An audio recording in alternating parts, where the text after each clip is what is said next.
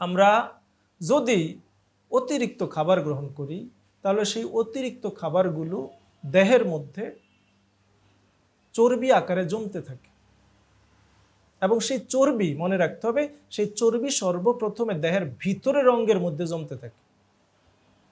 দেহের ভিতরের অঙ্গ, হার্টের ভিতরে, লিভারের ভিতরে সেই চর্বি জমতে থাকে। এরপরে সেই চর্বি আসে বাইরের দিকে, আমাদের চামড়ার নিচে চর্বি জমতে থাকে, পেটে চর্বি জমতে থাকে।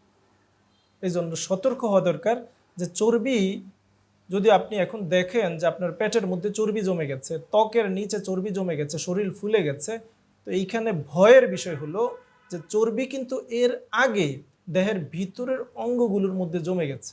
লিভারের মধ্যে চর্বি জমে গেছে, হার্টের মধ্যে চর্বি জমে গেছে এবং সারা দেহের মধ্যে যে রক্তনালী আছে সেই রক্তনালীর মধ্যে কিন্তু চর্বি আগে জমে গেছে। ভয় এখানে যে এটা আরো বেশি বিপজ্জনক।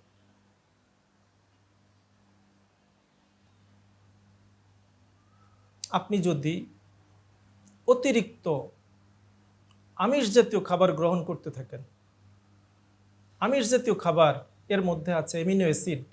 আমাদের দেহের মধ্যে সেই অ্যামিনো অ্যাসিড থেকে তৈরি হয় নাইট্রোজেন ঘটিত বর্জ্য। সেই নাইট্রোজেন ঘটিত বর্জ্যকে আবার দেহ থেকে বের করে রেচনতন্ত্র, কিডনি। এখন যদি আমরা অতিরিক্ত পরিমাণে নাইট্রোজেন জাতীয় খাবার, আমিষ গ্রহণ করতে থাকি, প্রতিদিন বা প্রতিনিয়ত এই আমিষ জাতীয় খাবার বেশি খেতে থাকি, তাহলে কি হয়? আমাদের দেহের মধ্যে বেশি পরিমাণ নাইট্রোজেন ঘটিত বর্জ্য বা রেচন বর্জ্য উৎপন্ন হইতে থাকে। আর এই বেশি পরিমাণে বর্জ্য দেহ থেকে বের করার জন্য, দেহকে সুস্থ রাখার জন্য আমাদের কিডনিকে বেশি পরিমাণে কাজ করতে হয়। এখন সেই কাজ সে কতদিন করবে? একদিন, 2 দিন, 1 সপ্তাহ, 1 মাস, এইভাবে দিনের পর দিন করতে করতে একটা সময় স্বাভাবিক সে তো অসুস্থ হয়েই যাবে। অতিরিক্ত আমিষ জাতীয় খাবার গ্রহণ করে করে দেহের ভিতরে আমি এই নাইট্রোজেন ঘটিত বর্জ্য বেশি তৈরি করেছি, কিডনির উপর বেশি চাপ সৃষ্টি করেছি, আর তাকে আজ অসুস্থ করে তুলেছি। আমি যদি লিপিড জাতীয় খাবার বেশি খাই, যদি লিপিড জাতীয় খাবার বেশি খাইতেই থাকি, তো এটা স্বাভাবিক আমাদের দেহের মধ্যে লিপিডের পরিমাণ বেড়ে যাবে। লিপিডের মধ্যে একটা ক্ষতিকর লিপিড বা উদ্ভূত লিপিড আছে কোলেস্টেরল। সেই কোলেস্টেরল এর মধ্যে যেটা ক্ষতিকর কোলেস্টেরল, তো সেটা আমাদের দেহের রক্তনালীর মধ্যে জমতে থাকে।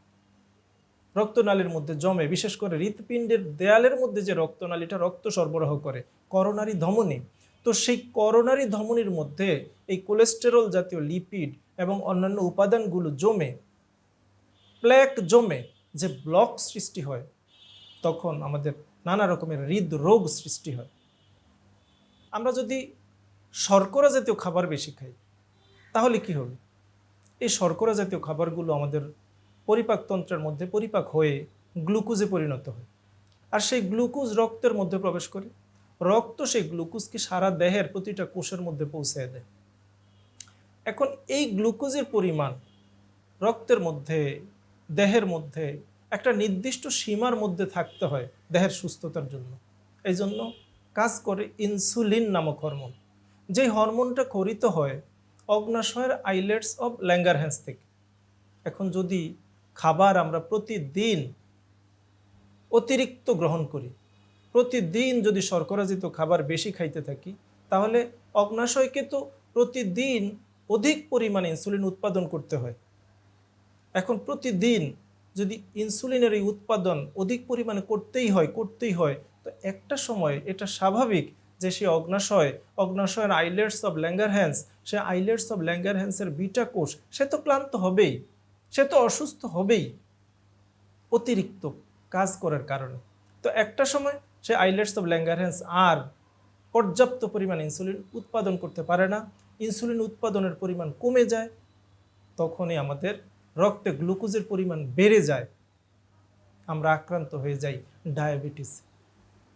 আমরা সুস্থতার জন্য, সুস্থ থাকার জন্য, সারা জীবন সুস্থ থাকার জন্য আমাদের খাদ্য গ্রহণ হবে পরিমিত, প্রয়োজন অনুসারে।